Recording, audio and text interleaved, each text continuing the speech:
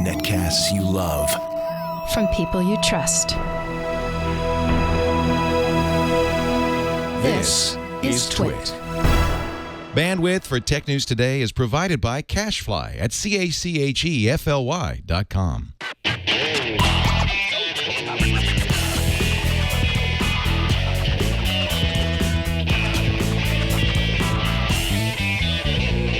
This is Tech News Today for Thursday, March 17th, 2011, St. Patrick's Day. Tech News Today brought to you by Go to My PC. Skip the rush hour traffic and save time, money, and frustration by working from home with Go to My PC. For your free 30-day trial, visit gotomypc.com/TNT. And by FreshBooks. FreshBooks, the easy online invoicing service that gets you paid quickly and makes you look professional. Get started with a free package at freshbooks.com. Welcome to Tech News Today. I'm Tom Merritt. I'm Sarah Lane. And I'm Jason Howell. And joining us from across the waters in the gay city of Paris, Mr. Hooray! Patrick Beja. Hi, Patrick. Hey, guys. How are you doing? Good. I meant that without irony. No, I mean, you're not the first person to call it the Yeah. gay city of Paris. No, it is Gay Paris, and we're very proud to be happy. I mean, happy. It's City of Lights. and I have to say, on St. Patrick's Day, a lot of people sort of go out in bars and, well, I was going to say have gay fun, but that might be construed Some of them the do, wrong way. but- right. But what I will say is that my idea of fun is to be on Tech News Today, so I'm very happy to be here. Well, we have a we have a St. Patrick's Day miracle. One Guinness will feed us all. Or just me. Yeah, right. This entire thing. I'll make you feel better. All right. Look at Tom. Don't worry, No we have a fear. whole box of free beer in the back. We'll drink later. That's right. More on that tomorrow on Liquid Friday. But we have lots of news together. This is a thick, creamy day of news, much like a Guinness. And let's get right to it. New York Times puts up their paywall. We knew this was coming for a long time. They started it in Canada. Canada got something first. But it's because they want to figure out what upsets the Canadians the most before they roll it out in the U.S. Because they're like, look, They're not getting anything great first. if it upsets Canadians, we really need to fix it. Right. They're like the politest people in the It's world. a good guinea pig focus group, really. So But it kind of sucks because they're the ones who have article limits first. yes, subscriptions start at $15 a month. Print subscribers, including subscribers to the International Herald Tribune, get everything as part of their subscription. Non-payers get 20 articles free per month on the web. Or you can link in from blogs and search engines for free. It doesn't. Once you hit your 20 article limit, it doesn't count against that. Although there is a 5 per day limit from Google. You following all of this? This is way too hard to. It's like just don't read the New York Times anymore at this point. Actually, because of that 5 day per limit from Google, that means if you use Bing or some other search engine, you can just search for New York Times articles there, link through that way, and never have to pay. Well, why is it just through Google? I mean, why didn't Because they? Google has a product for people like the New York Times to limit how many times they get passed through for free. Interesting. I mean, I wonder how many people will just start using Bing because of this. I mean, I guess there aren't so many people who are relying so heavily on the New York Times to go about their daily lives. But I mean, we have to look at a variety of articles just for research on this show. Yeah. If I can just use Bing and not have to worry about it, then I will. And Twitter already has a workaround called Free NYT, where somebody's going to post all the links from the New York Times. Yeah, this is, I mean... Nothing up there yet. Clearly going to be just one of many. Yeah, I mean, I guess we'll wait till it rolls out in the U.S. But if you click on a link that's been shared via Twitter, then you can read the article even if you've reached your article quota. And, somebody else brought up an interesting question. What are the New York Times writers going to do? Because they've relied up until now on a lot of social networking and link distribution via Twitter and Facebook and however connections they have with others. That's the reason they did it this way, is they can still do that, and no one will run up against a paywall. But at the same time, it's like if they're doing their jobs right as far as getting the word out, then they're ensuring that no one has to pay to read their content, which is the whole point. Yeah, I mean, Patrick, from sitting in Europe where newspaper industry is not quite as much in trouble as it is in the United States, and therefore the European newspapers are already like protesting against Apple and taking 30% and all that sort of thing. What does this do to you? You're not going to go and pay $15 to $30 a month for a New York Times subscription, are you? Well, thing is, it definitely seems quite pricey. Which I think they use the same model. I don't know if it's the exact same pricing model as the Financial Times, but the Financial Times sort of has a very dedicated audience, and it has very unique information that people really rely on for specific topics.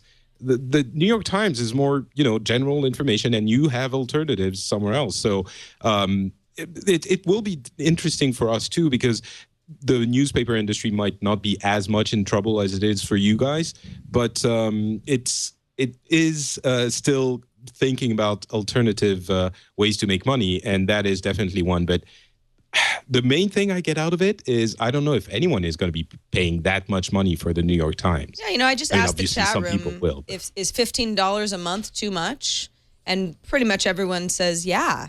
That's a lot of money. I mean, I wonder why this is the price point, considering that there are so many workarounds. This is interesting. $15 a month gets you access to the NewYorkTimes.com and your smartphone app. $20 a month gets you access to the NewYorkTimes.com and a tablet app. $35 a month gets you both apps. What? Which is weird.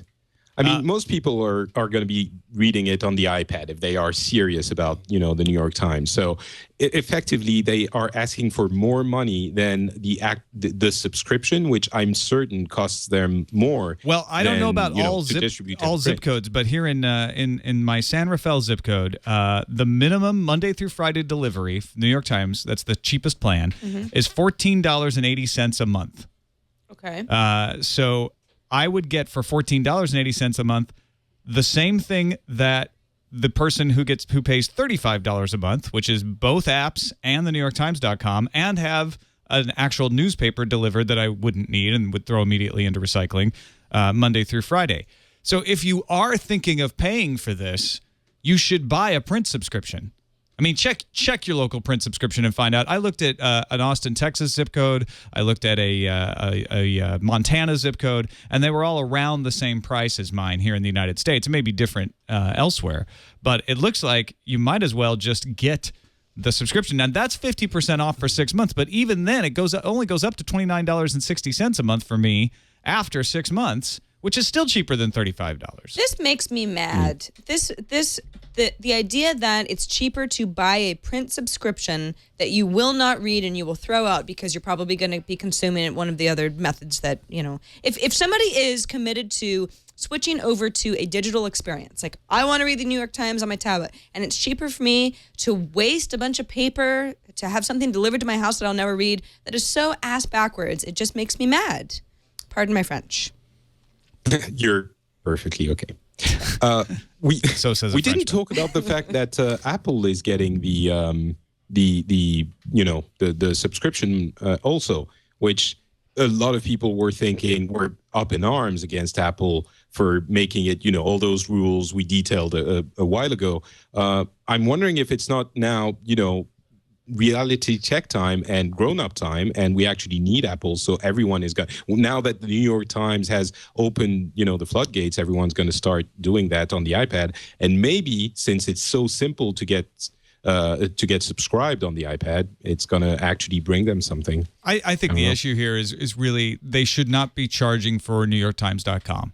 I think charging for the smartphone app, charging for the iPad app is something people will swallow more readily. And I think the idea of giving the subscription to people who already subscribe to print makes sense. Yes. But I think it should probably be a little cheaper price point, and it should only be for the apps. I mean, all of these, it just shows you that the web doesn't work that way. They have to have all these, we're going to keep track of 20 links, but if you come in from this place, then it doesn't count. But on Google, we're going to keep it limited to 5 times that it doesn't count. But it just, whenever it gets that complicated to explain, it means it's not going to work. People are going to find all kinds of ways to get around it, or they're just not going to bother, and they're going to stop reading your stuff. New York Times also has until, June 30th before they actually have to create the in-app buy now through the iTunes store. And I think they said they're going to create it June 1st. June 1st. They have till June 30th. They would like as many signups as possible before Apple takes 30%. Yeah, absolutely. It does feel definitely like they're basing this off the Financial Times model, and it's strange because it is a different product, completely different product. So Wall Street it's Journal weird has a similar model as well, and like you say, it's a different product. It's a different mindset of someone buying the Financial Times or Wall Street Journal than buying the New York Times.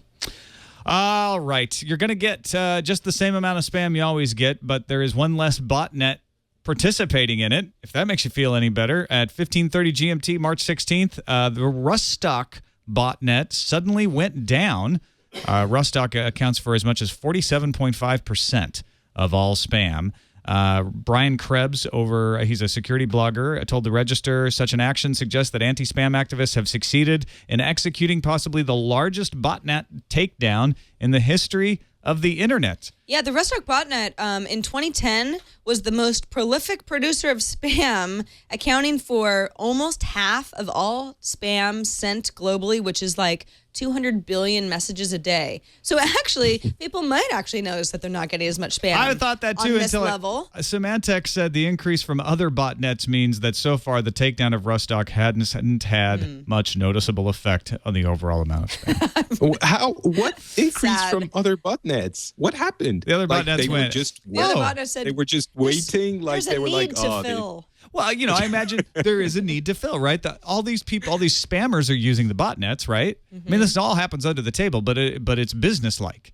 And so Well, sure, these but it's spammers not are like, well, we had an order in that didn't get filled by Rustock. Let's take it over to... It's not like they stopped sending spam. They just went to a different provider. I mean, so is there really no silver lining to take away from all of this? I mean, I'm afraid- Rustock goes down, and you just get spam from other sources that are using the botnets, and nothing. PC Mag points nothing out will ever stop. PC Mag points out that most of the time when these botnets go down, they just come back in a couple of days because they have some sort of redundancy plan put in place. You know, this is just depressing. We need a cockroaches. Hollywood version of this whole thing where kind of anti-spam superhero goes in and actually makes the world better by getting rid of spam or something. I think you just This hit on is your next screenplay. Possibly. I'll get to work on it right now. We don't know who took down Rustock, though. That's weird. No, there's nobody stepping forward and taking responsibility for it. But there are a lot of anti-spam What do you activists that think? work under the radar. The Chinese? No, it's not. No conspiracy Or maybe some sort of theories. superhero. Maybe it I came was onto something. from within China. It's Everything coming from does. inside the People's Republic. Good and bad, all through China. Yep. All right, let's move on to the fact that Android is 50% faster than the iPhone on the web. Done. There we go. Android's better. Oh, okay. Problem solved. I guess I will stop trying to compete with Android. They're clearly Toss just my faster. iPhone out right now. Yeah. Website analysis firm Blaze took 45,000 website measurements using an iPhone 4 and an XS S. They measured the load time on the sites of 1,000 Fortune 1,000 companies. That means if your company was in the Fortune 1000, they used your website. They did it over Wi-Fi, and they found that the Nexus S running Android 2.3 loaded sites 84% of the time. The median load time for the iPhone 4 on iOS 4.3 was 3.254 seconds. Nexus S's medium load time was 2.144 seconds. So, I mean, just over a second of less load time, but that can be significant. Oh, that's almost, depending how you take it, it can be almost 50%. Right. Just under a second. Now, mobile sites were a different story. If they were looking at a site that was optimized for mobile, then the iPhone was able to load the site in 2.085 seconds, the Nexus S in 2.024 seconds. So this is a mobile device, and when it was loading a mobile website, it performed a lot better. Now, there is something that Apple is pointing to, saying, wait a minute, this company used their own proprietary browser app that they loaded on the Android and iPhones to test. That app... They weren't using Safari? No, they were using a built-in... they're basically trying to do good science and get rid of any differences between browsers and just say, what's the connection like? What's the machinery like? We're going to use the same application on both. Problem is, the app they used on iOS used an older version of WebKit than Safari's browser in iOS 4.3. Oh, and uses. 4.3, the big thing about it is that there's so many performance upgrades to Safari particularly. Yeah, well, that's the silly Nitro then. stuff was not considered. It's basically, it really doesn't mean anything, because I remember reading earlier in the day that very question came up of whether or not they use the new JavaScript engine. And the answer from that company was, wait a second, we're going to go check and we'll get back to you. So that really doesn't inspire confidence in that study at all, at least in my book. It sounds very silly. All right, let's take a quick break and thank GoToMyPC for helping to bring you our show today. I travel a lot on the highways because I'm going into San Francisco a lot, and then I shoot my Top 5 show, and then I drive all the way back up to Petaluma, and traffic is a nightmare. If I could figure out how to do my San Francisco stuff from my house, I would. Technology's not there yet for me, but if you can stay home and do your job, you would, wouldn't you? Yeah?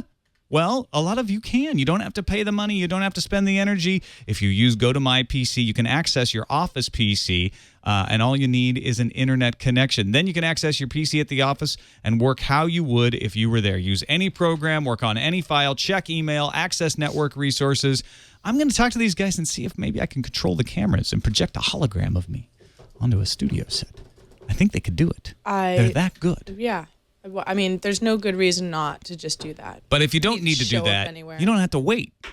All you need to do is check if you're like, all I do when I'm at work is I sit at my PC, you don't need to go in.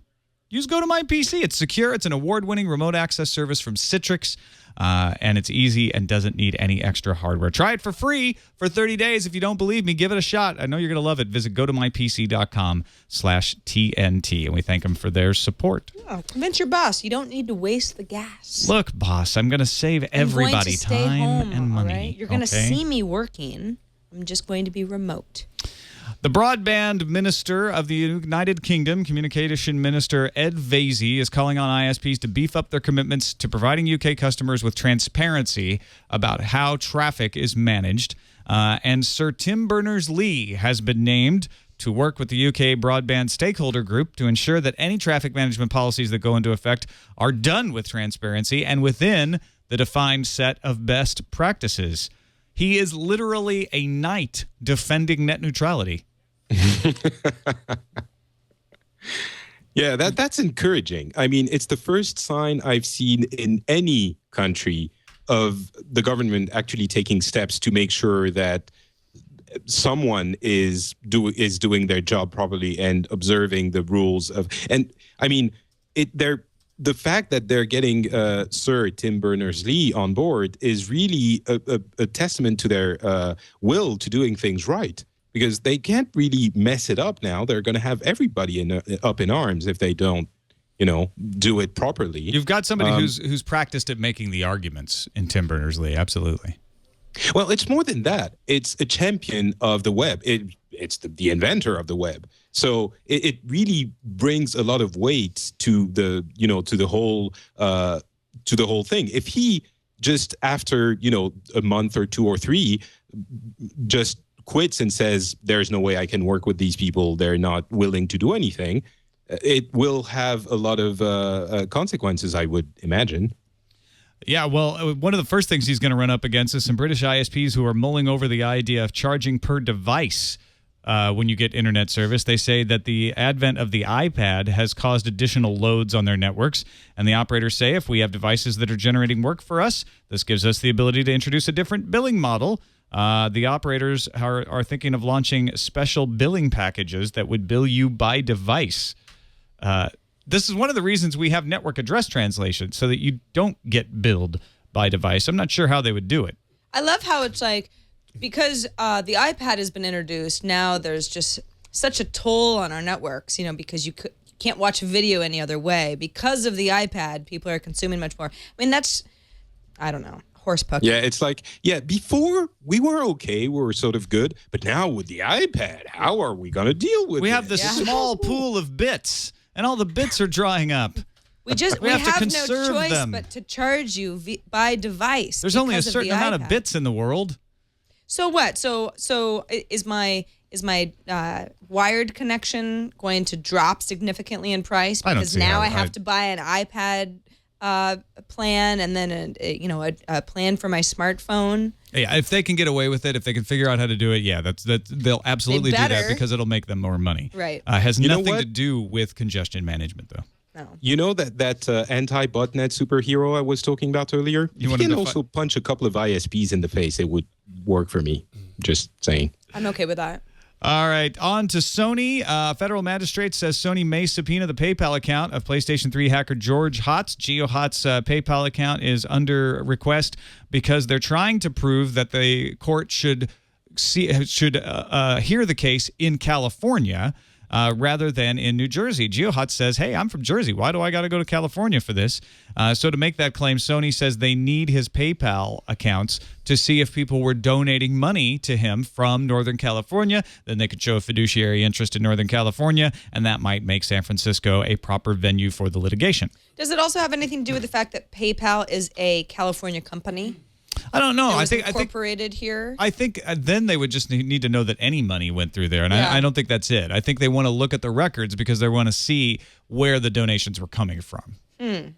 I mean, do you think that Sony has enough reason to believe that a good amount of the donations were coming from Northern California? I mean, are they just hoping that they're right, or do they have some sort of a reason to think so? GeoHot says I didn't take donations, so you look all you want. There's nothing there. I think if you were taking donations, the idea of people in Northern California, San Francisco Bay Area, Silicon Valley donating is pretty logical. I think that's pretty obvious. That it would happen. Now if GeoHot says nobody donated to me, maybe Sony's like, yeah, well, you probably just didn't call it the PlayStation donation. There was something else, and we want to look through your records and figure out what's really going on here. They Because also probably don't mind harassing him. No. Meanwhile, another hacker has put up on YouTube a video of him or her releasing a new PlayStation 3 firmware update, which a jailbreak of the new PlayStation 3 firmware update. They broke firmware 3.6. That's what I'm trying to say. So it's already jailbroken. You didn't stop anything by stopping George Hotz. Sony just, I don't know.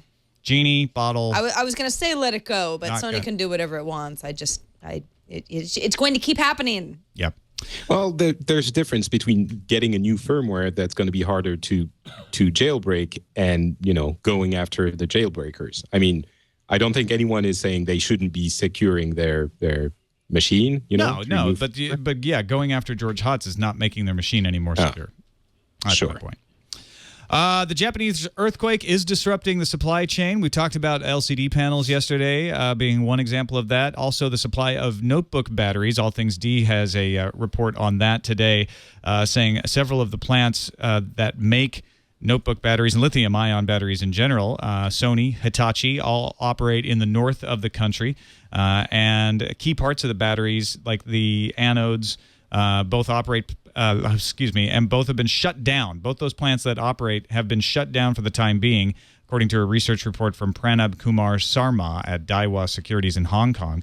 A number of other companies that make battery parts also operate in the disaster area. So, when you look at something like the iPad, they've locked up their supply chain good and tight. They're going to get all their flash memory, even if there is a little bit of a spike in flash memory price or if there's a shortage. But batteries are coming out of Japan, as far as we know. And so that could be a weak link in the chain. Yeah, in fact, iSupply, which tore down the iPad 2 the other day, apparently, even though it says assembled in China, so it's easy to say, oh, well, iPad not affected, it's Foxconn stuff. If you look closer, the markings on the battery itself says Apple Japan, which usually is enough to come to the conclusion that, yes, something is going through Japan. Also, Taiwan-based digital camera makers Altec and Ability say they might have some short-term problems with CCD suppliers. Those are the sensors that read the image. However, for the long term, the status may change as suppliers could see issues from their own upstream material suppliers. So limited short-term impact and maybe some long-term impact, but they think they'll bounce back. And then Acer Taiwan President Scott Lin says the PC industry's upstream supply chain still has an inventory level of about 2.5, 3 months and will only see limited impact from Japan's earthquake. However, Since some PC players are rushing to stockpile inventory, that's causing the prices to spike. So you may see more expensive PCs because of that. So it's not so much that they're running out of material, they just realize they can charge more. Yeah. Because the demand now has reached an insane level. And if you're interested in particular companies, All Things D has a great write-up from Arik Hesseldahl today. Talks about Sony Ericsson, Intel, Qualcomm, TI, Oracle, most of them not having major problems.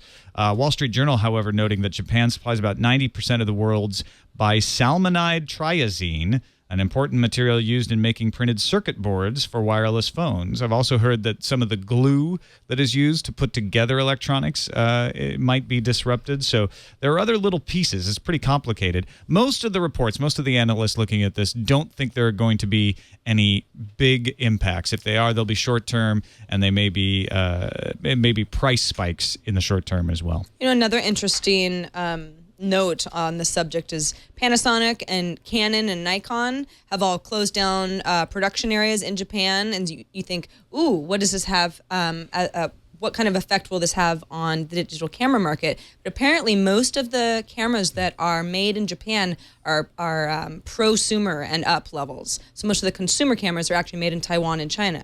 Just it's kind of interesting. I wouldn't have known that unless the story had unfolded in the way it has. All right, lots still going on regarding the reactors at Fukushima. And if you want a really good explanation, Lewis Page at the Register, theregister.co.uk, has written up a 3-page article on what's been going on. He says prospects are looking good. I mean, relatively speaking, they're looking good right now. Radiation levels at reactors number 3 and 4 have been recorded as running at between 3 and 4 millisieverts per hour. Japanese regulators have raised the permitted dose that site workers can sustain from the incident before being withdrawn from 100 to 250. There's a risk of radiation sickness after sustaining a dose of 1,000 millisieverts. Climbing to a 50% chance at 2,000 millisieverts. So, 100 millisieverts to 250 millisieverts an hour, that's 4 hours, and you've reached that level where you might have sickness. Readings at the plant gates, however, have dropped from 0.7 millisieverts per hour to 0.3 over the previous 12 hours, and workers should be able to endure levels in that area for months if required. He says, Page says, in summary, it's looking more and more probable that the death and injury toll from the Fukushima quake strike will be limited to the one worker killed in a crane accident at the reactors anyway, and others hurt by the quake and subsequent explosions at the site, perhaps with some very minimal long-term radiation effects among site workers. All being well, nobody else will have their health damaged in any way, and prospects are good that most or all of the current evacuation zone could be reopened in a reasonable amount of time. So that's good news. But it's certainly far from over. If you want to find out what they're doing, there's a great site from the International Atomic Energy Agency, IAEA.org, where you can get updates on exactly what's happening. For instance, they just, within the past half hour, reconnected the external grid power line cable to Reactor 2. That allows them to put in some temporary pumps and start pumping regular water instead of having to use seawater to cool the reactors. It gives them more control over it. Seawater's less corrosive. Regular water's less corrosive. They plan to reconnect power to Unit 2 once the spraying of water on the Unit 3 reactor building is completed. They've done that. They're also planning on reconnecting Reactor 3. They're still dealing with, getting enough water and spraying it from the ground on Reactor 4, which is the one that is leaking the highest amount of radiation. But a lot of people are worried about the radiation coming out and going, you see steam, and the steam has radiation in it. Could that affect us here in the United States? There's also a really good article from Boing Boing. Boing and the Register both have been doing very good jobs of covering this, that says by the time any of the radioactive isotopes reach American shores, or even European shores in your case, Patrick, the fallout would be so dilute that radiation will have dropped well below the levels that cause detectable increases in the risk of cancer. There will not be a reason for Americans to worry about their health. This is according to Kelly Classic, radiation physicist at the Mayo Clinic, Kimberly Kierfot, health physicist at the University of Michigan, Ralph Sudo, health physicist at the University of Nevada, Las Vegas, and 3 more health physicists have signed on to this from the Union of Concerned Scientists. So, Catherine Hegley, she runs the nuclear physics program at Oregon State University, I believe. She was on Talk of the Nation, which is an NPR show that I was listening to on my way up to Petaluma today. And she said, listen, no one should be freaking out on the West Coast or Alaska or even Hawaii about radiation. There's a lot of ocean. There's 5,000 miles, for it to dissipate. It's just not a concern. There are a lot of things to be concerned about. This is not one of them. She also mentioned, hey, once, although seawater is better than no water as far as cooling goes, she did point out, and I thought it was really interesting, that because of we're in disaster mode, seawater is what's necessary right now if that's the only water you can get. But once you start adding seawater into a nuclear power plant, you've pretty much written that nuclear power plant off. Yeah, because there's of the no coming back. Mm-hmm. They just want to contain the disaster. And the other thing to remember, people are starting to go out and buy potassium iodide pills. If you do that, there are a limited number of potassium iodide pills in the world. And if you do that, you may be taking it out of the hands of somebody who does need it somewhere else. So if you're in a no risk area like the United States, don't stockpile potassium iodide. There's no need for that, right? Why is there such a small finite amount of potassium iodide? It's hard to make. It's hard and expensive to make. I think. I've never gone out and sought any for myself, so I don't know the answer. Your warning is sort of answering my question, but I wanted to ask anyway, are you guys, in the West Coast maybe specifically, are people starting to actually freak out, or is it just a small concern that we don't know what's happening? There are people running out and buying up iodide pills, just like when there's, bad weather, people go and they buy all the bottled water at the local grocery store. I think people on the West Coast should be buying themselves an earthquake kit before they go out and buy themselves some potassium iodide. That's a very good idea. Yeah. Yes, absolutely. And finally, from Japan, aftershocks still preventing Japanese telecommunication companies from repairing undersea cables, but they believe that the aftershock should end soon. And KDDI, Japan's second largest telecom operator, said it will send out a ship equipped with remotely controlled robots as soon as the ground is still to get that undersea cable connected. Now, they are using other cables right now, so they're not without connectivity. But, it's a lot harder to service that level of internet connection that Japan wants when you're down one less cable. So they're going to get out there and fix it as soon as they can. All right, we're going to do News Fuse in just a second, but first want to thank our other sponsor, FreshBooks at freshbooks.com. When I invoice, that's what I use. If you're a small business owner, you're a consultant, you're a freelancer like me, invoicing is a part of your job that's not fun, but FreshBooks makes it easy. It's an online invoicing service that stops the headaches, creates professional-looking invoices, sends your invoices out for you, sends reminders, gives the clients lots of different ways to pay, automated late payments reminders if they miss their deadline. They'll even, for a small charge, print out an invoice and send it to somebody who doesn't like getting them as PDFs or emails. They'll do it however you want. They have an iPhone app that helps you keep track of your worth. Try it out for free today. You get 3 clients for free. Just set up an account at freshbooks.com. And to show you that it's just a piece of cake, you want to tell them TNT sent you when they ask how you heard about it, because every day FreshBooks is giving away a birthday cake to one of the TNT listeners. And it doesn't have to be your birthday to win. You could just pretend it's your birthday and sing the Happy Unbirthday song from Alice in Wonderland. Right. Because you do whatever you want. Put your face in the less cake. of a copyright violation. Yeah, to do that. Just go for it. Anyway, we thank FreshBooks for their support. Try them out. FreshBooks.com. On to the News Fuse.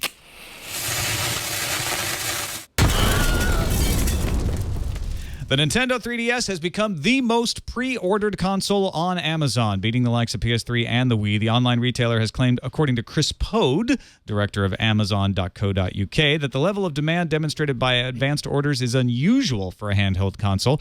In Japan, the console sold over 200,000 units in its first week.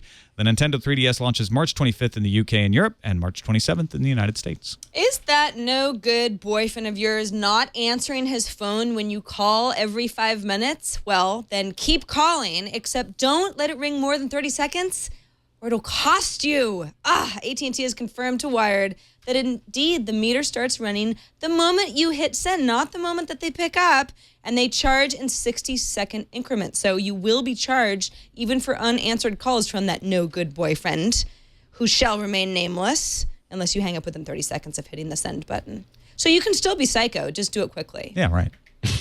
Do it on the cheap. Yeah. Well, here's a new one. Zediva will rent you a DVD for $1.99, giving you a 4-hour window to watch it. The catch? Watch it online. The company is streaming DVDs over the internet. They limit the number of titles they rent at once. So the idea is that they're not streaming unauthorized movies, just renting DVD players and movies at a really long distance.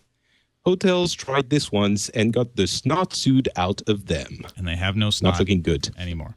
It's not free. Well, how about this? Take this, AstroTurfers. A Tennessee company called Legacy Learning Systems, Inc. has been hit with a $250,000 fine and other sanctions for hiring affiliate marketers to sing the praises of their DVD series by writing glowing reviews on websites.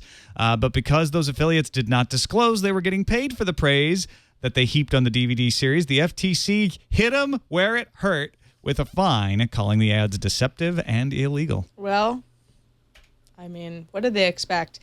That won't stop the Army, however. The Guardian says the U.S. military is developing software that will let it secretly manipulate social media sites, such as Facebook and Twitter, just what we need, by using fake online personas to influence internet conversations and spread pro-American messages. But in order not to run afoul of U.S. law, none of these personas will speak English, so as not to target U.S. audiences. So clever. So cool. Je ne sais pas. That's going to endear the U.S. military to a lot of people, I'm sure. Yeah. For every paywall that goes up, another must fall. Virgin's Project magazine is now free. The change is thanks to an ad sponsorship by American Express. The first 3 issues of Project had cost around $3 a pop. It's a pretty cool magazine. I encourage you to go and check it out. And now it's free. Walmart, Target, and other large retailers are ganging up on Amazon to force them to collect sales taxes. The big box stores are backing a coalition called the Alliance for Main Street Fairness, which is leading efforts to change sales tax laws in more than a dozen states, including Texas and California. Until now, the group had been largely associated with mom and pop stores, stores like small toy shops and booksellers, Main Street stores, the kinds of businesses usually run out of town by Walmart and Target. Android 2.2 is now the dominant version of Google's OS with a whopping 61.3% of all active devices, except that that's the old version. Android 2.3 has 0.7% penetration. Not even 1%. And the tablet-oriented 3.0 has 0.2%. Remember, Android 2.2 came out 9 months ago. So it took as long as a baby takes to gestate to become the top Android OS. So I guess you have a dominant OS. Congratulations. Yeah. It's also linked to the amount of devices that can run each OS. So it's a little bit, yeah. Percentage. That was my argument. That basically. sums it up right there. Yeah. Math is hard. All right. Finally, the BAFTAs are sort of becoming the annual gaming awards. The BAFTA stands for British Academy of Film and Television, but they actually put the video game awards out every year, and every year they seem to get more and more attention. They have a television special and everything. The PlayStation exclusive Heavy Rain won the BAFTA for technical innovation, story, and original music at the ceremony last night in London's Park Lane Hilton. And was, by the way, presented by Dara O'Brien, as I misspelled it here, Dara O'Brien. Other big winners include Mass Effect 2, which took Best Game Award. Assassin's Creed Brotherhood came away in the top action department. Super Mario Galaxy 2 snagged the Gameplay Award. And F1 2010 and beat Gran Turismo in the race for Best Sports title. So, I wish the Academy here in the United States would do this, recognize some video games. What is the difference between the BAFTA Video Game Awards and the Spike TV Video Game Awards? One is done by a prestigious and long-standing society of artistes, and the other is done by Spike. I see. Just curious. I think that's the only difference. I don't know. Maybe Spike has some prestigious organization. Right, but two different award shows. I'm pretty sure the Spike Awards are just put on by Spike. It's kind of like the MTV Music Awards. It's a reason for people to get dressed up and take pictures and stuff. It's pronounced Dara O'Brien, by the way. O'Brien. I prefer O'Brien. She might want to consider changing her name. I think she should. Makes her sound smart. Let's do the calendar. Okay. Flash 10.2 beta hits Android Marketplace tomorrow. That's the 18th. Will only support Honeycomb, though. The Nokia software updater for Mac is available in beta and lets you update your N97 under OS X. Finally.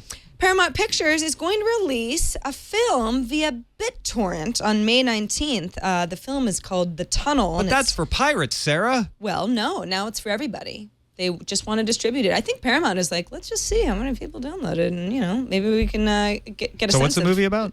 Well, it's called The Tunnel. It's a horror movie set in the abandoned real-life tunnels under the city of Sydney, Australia. I had no idea until I read about this. Apparently, they built tunnels for a transit system at one point and then abandoned it. And then MacArthur used it as his headquarters during World War II. And they're probably really creepy now and perfect place to shoot a horror movie. So I'm interested. I don't know, Patrick. I think this is brilliant. Instead of going straight to DVD, and having people pirate it, you're like, let's push it out on BitTorrent, get people watching it, talking about it, then maybe people will actually buy the DVD. Mm-hmm.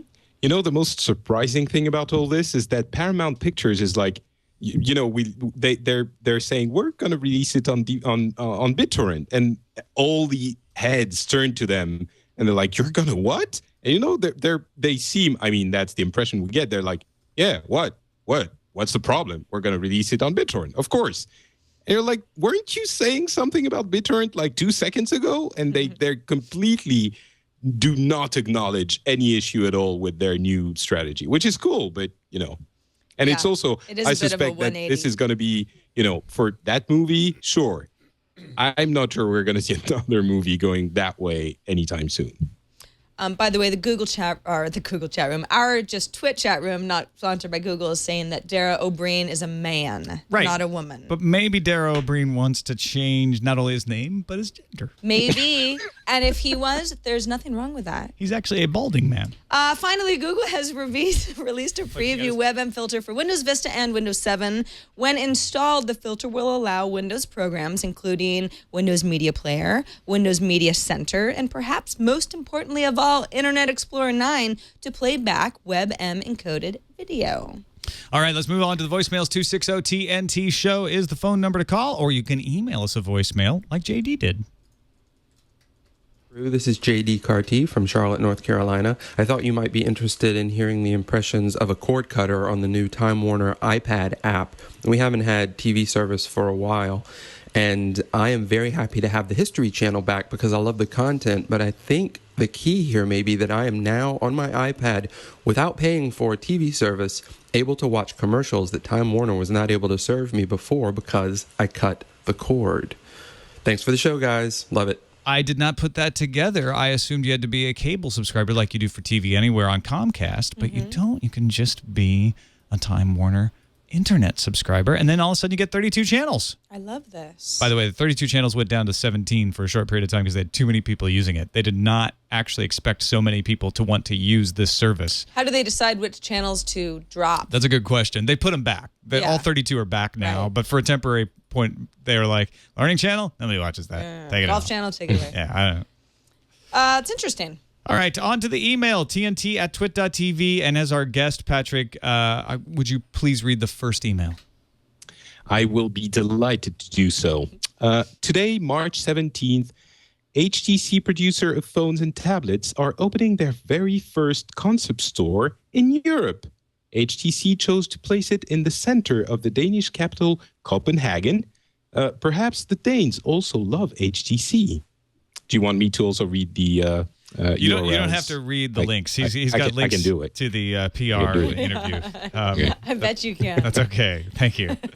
Thanks, Hate Bad Design, for that. HTC store. I've always wondered why there wasn't one. So now there's something awesome in Denmark. It's a weird, It's a weird idea. It's I don't know why. I mean, sure, why not? But is there another one in the U.S.? Is that the story here? No, I don't know. I don't think there is an HTC store anywhere that I know of. I can't think of one. It says very first concept store. Finally, but Denmark has something to visit. Yes, besides the rottenness that Shakespeare talked about. Fur coat factories. Not going there now. Pastry shops. Right. All right, on to the next email, which is mine. Hey, Tom and Sarah, I was wondering what your thoughts were. I was going to say something on the ridiculous scalper/reseller issue across the country in regards to the iPad 2. I've gotten in line at my local Apple store the last 4 days by 6:30 in the morning in hopes of getting an iPad 2. Each time I show up, I see the same people in the front of the line and a ringleader handing out a bunch of $100 bills to their, quote, workforce. And this is in New Hampshire. The stories coming out of New York have been 10 times worse. It seems as if there is little hope for many of us finding an iPad 2 that actually want to use it and not resell it on eBay or overseas. As much as I want an iPad 2, it seems I will be waiting until my online order gets filled at the end of April. Sincerely, Kevin. Yeah, that's pretty unfortunate. I'd be mad too. I mean, the nice thing is that you can order online and get around any of this nonsense of people, gaming the system to just resell for. And iPad 2s have started showing up already too. Right. Yeah, because initially some people were like 4 weeks out, and you're probably not going to have to wait that long, but it does leave a bad taste in your mouth if you're actually going down there in the morning every day. Alkaline. It's such a terrible ridiculously frustrating thing, It's like it feels completely wrong. Absolutely, it's a horrendous, like taking advantage of it. They have ringleaders and people going in lines and snagging up everything. But it's still, it feels more wrong than, I don't know, it's still just people buying iPad 2s. But it's incredibly frustrating. It feels like we should be allowed to get the cops on them or the FBI or something, It's and how many iPad 2s do you have in your house, and not even though it hasn't been released in France? Patrick? Oh, I'm waiting for mine from actually, the New York store any day now. It's gonna get. Kevin, he's the problem, people. If you want one, Kevin, I can sell you one for a good price. No worries. Well, it's funny that we talk about this because we're all sort of in agreement that, oh man, this is what a bummer. But it's like, it's just ticket scalping. Well, yeah. Not that ticket scalping is illegal. Right. But it's something that everyone has gotten used to. And it's like, if you don't want to pay a premium, then you don't wait till the last minute and go down to the ballpark and buy it off that guy. It's caused by shortage, right? Exactly. If there's only a certain amount of tickets, and if there are more people who want to go to the game, then there's a shortage and you get scalpers. And that's what's happening. iPad 2, there just aren't enough iPad 2s right now. So this is going to happen. Didn't they do that thing with the iPhones when it first came out, where you could only buy 2 and you had to show an ID card? Yeah, that's why they've got 15 people in line all coming in. They show their ID and they buy. They're just hiring people to stand in line. Different people all the time. It's more organized now. I don't know. This email from Kevin says that it's the same people. So I don't know if the ID thing is working then if they're doing that. Yeah, you think that the Apple folks could be like, okay, beat it, you guys. You've been here 4 days in a row now. I didn't stand. Well, they can't. Legally, I don't think they can. I hired. Can they? We kind of did, actually. Our coworkers. It was my wife, but so you can do things like that. I'm not going to judge you. Yeah. I mean, same bank account, whatever. I don't even really Tom, want to know. see, you're deflecting the issue. You're actually the problem You're too. part of the problem, not the solution. Yeah. Finally, our last email comes from TK, who says, "Hey TNT crew, I was listening to episode 199, and during the episode you mentioned that Google's collecting data from mobile phones. Today I read that Google's now asking volunteers to enter this data into a database." This, of course, is referring to the crisis in Japan. "I'm planning on volunteering as soon as I get off work, but it's nice to find that there are actions we can take to help people in Japan. Also, I find it interesting that Google, a company famous for automating everything, is asking for volunteers. This definitely shows that algorithm and tech can only take us so far." That's true. That's true. Good point. And very cool that they are, that there's a way to pitch in and help. No matter where you are. If you speak Japanese, obviously, that's one requirement for this. In fact, the link that he has hilariously goes through Microsoft Translator to translate it from the Google Japanese into English. But you do have to be able to speak Japanese, but it's still, nonetheless, very cool. Thanks, TK, for sending that along. Absolutely. All right. Thank you, Patrick Beja, for once again staying up late and hanging out with us on TNT. Really appreciate it, man. Always a pleasure. And let us know about what is the name? You've got a new venture that's different than French Spin? Yeah, well, it's not exactly new. It's basically a group we've been putting together for a few months called No Watch, where we have a bunch of French language podcasts banding together and creating a really cool group. And we now finally have our website up. It's called nowatch.net. So if you speak French and want to have a bunch of cool audio and video podcasts, go check it out, nowatch.net. Do you know that no watch means don't watch in English? Shh, don't say it. No one in France noticed. Yeah. No, actually, it's kind of like don't watch TV, but come watch us, or something along those lines. And don't forget, you can follow Patrick on Twitter at @notpatrick. It's just a thing he does. I don't know. He's very negative. Yeah. Well, he's weird. French. Oh, that's why. All right. It all makes sense. Au revoir, everyone. Thanks for watching Hors Tech d'oeuvres. News Today. TNT at twit.tv is our email address. 260-TNT Show is our phone number. Eiffel. And you can find us on the web at Bonjour. twit.tv/TNT. We'll see you later. We'll see you tomorrow. Oui, oui, oui, oui. Oui, oui, oui, oui. Oui, oui. No. Oui, oui.